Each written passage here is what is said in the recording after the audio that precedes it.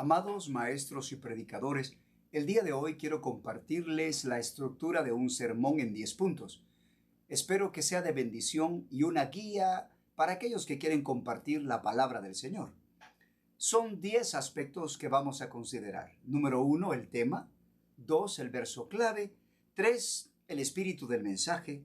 4, problemas a enfrentar. 5, beneficios a recibir. 6, ¿qué deben hacer los oyentes? 7, la aplicación. 8, ¿a dónde lo van a aplicar?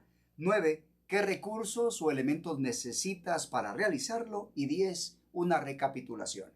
Comencemos con el número 1, el tema. El tema nos habla del título del mensaje de acuerdo a lo que el Espíritu Santo ha puesto en nuestro corazón. Este tema puede surgir de una palabra que hemos recibido directa del Espíritu Santo, tal vez un verso bíblico que el Espíritu Santo avivó, o estuvimos escuchando un mensaje y hubo una frase que el Espíritu Santo remarcó en ese mensaje que nos llamó la atención. Puede ser una historia bíblica o simplemente un tema específico que el Espíritu Santo nos señale. Para ilustración, nosotros estaremos colocando el tema Maestros de Justicia y en base a este tema vamos a desarrollar los 10 puntos. Número 2, verso clave. Este verso clave es un verso en la Biblia que contiene el tema o el espíritu del mensaje. Por ejemplo, nuestro verso clave en el tema Maestros de Justicia podría ser Daniel 12:3. Los entendidos resplandecerán como el resplandor del firmamento, y los que enseñan la justicia a la multitud como las estrellas a perpetua eternidad. Luego pasamos al siguiente punto, el tercero, el espíritu del mensaje. El espíritu del mensaje es esa revelación o palabra que hemos recibido para aquellos que nos están escuchando. Queremos explicar lo que el Espíritu Santo nos ha puesto. Queremos explicar en palabras sencillas lo que queremos que se entienda, transmitir ese mensaje que Dios nos ha dado. Por ejemplo, en nuestro caso, Maestros de Justicia, el espíritu del mensaje es que el maestro es aquel que enseña la palabra de Dios, que vive y practica. Es decir, la palabra de Dios que se hace carne en su vida, luego la enseña para que otros puedan vivirla. Ese sería el espíritu del mensaje. Luego vamos al punto número 4, problemas a enfrentar. Esto nos habla de los problemas que vamos a enfrentar para poner por obra ese espíritu del mensaje, esa palabra que queremos que se haga carne. Van a haber dificultades y adversidades que se van a oponer a esta palabra que estamos compartiendo. En nuestro caso, por ejemplo, hay obstáculos para llegar a ser maestros de justicia. Podría ser la religiosidad, ser un oidor olvidadizo o ignorancia a este llamamiento. Continuemos al siguiente. Beneficios a recibir. Es muy importante que compartamos los beneficios a recibir para poner por obra esta palabra, porque a través de entender los beneficios podemos ser persuadidos e inspirados para volvernos hacedores de esa palabra. Así que los beneficios deben demostrar a los que nos escuchan la bendición de poner por obra esa palabra de Dios, la bendición de poder vivir y practicar esa palabra y que ésta se haga carne en nuestra vida.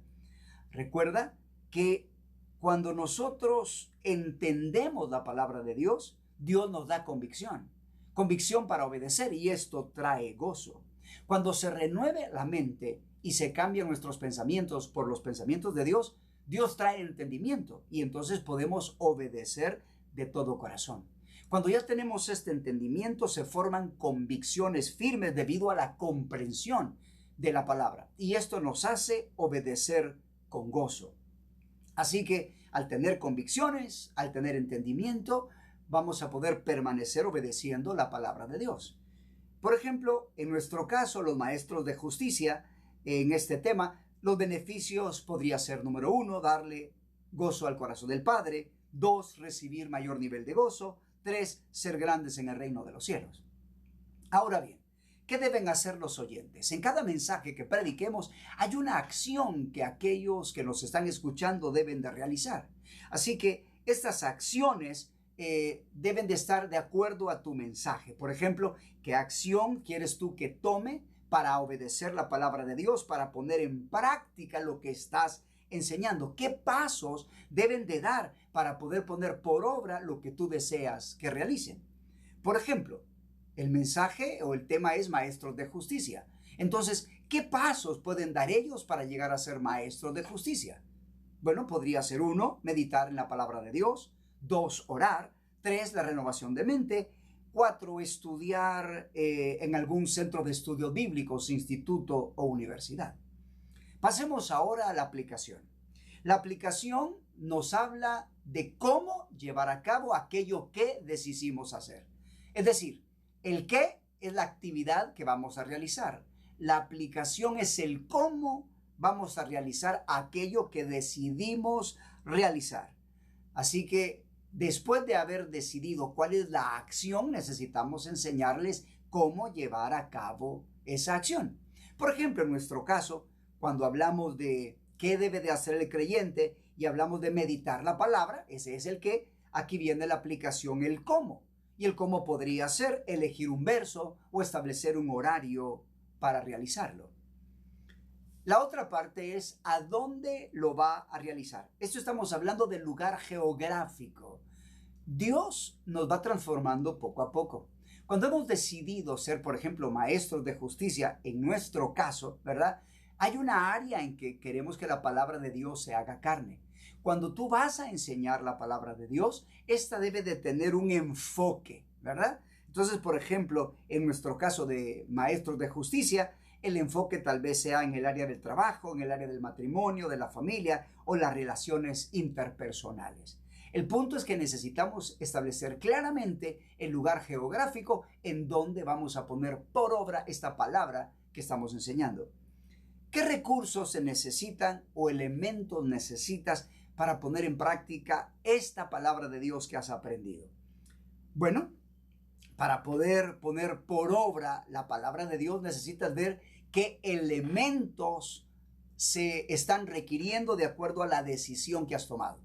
Por ejemplo, si tu decisión fue meditar la palabra de Dios, bueno, ¿qué versos vas a meditar? ¿Tienes Biblia?